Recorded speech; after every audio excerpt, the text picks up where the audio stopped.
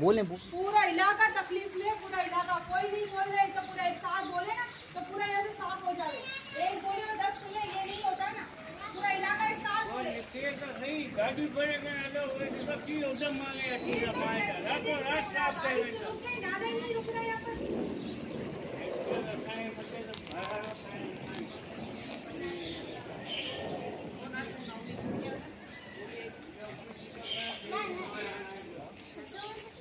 मच्छी के बन गई, मदरसा बन गई।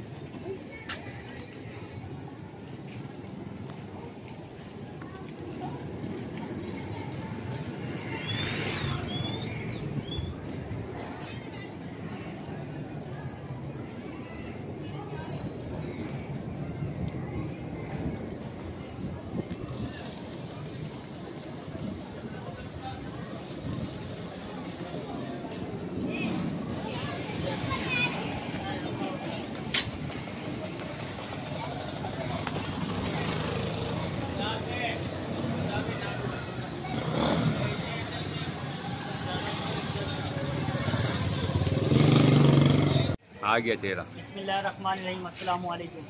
डिलीवर कराची फोरम ये लोगों की सिर्फ़ और सिर्फ ये फर्म के अंदर ये कोशिश होती है कि लोगों को जो है वो सहूलत मुहैया करें और वो ख़ास तौर पे रास्तों में आई हुई तकलीफ़ को दूर करे लोगों की। ड्राइवर कराची फोरम का यही काम है और यही तरबियत हमें दी जाती है अपने शहर के लिए। अभी इस वक्त जितनी यहाँ पे गंदगी है वो हम 2-3 दिन से भुगत रहे हैं इस इलाके में, बल्दिया टाउन जामनगर में। और ये पंप भी जो है हमने अपनी मददात के तहत लगाया है यहाँ पे।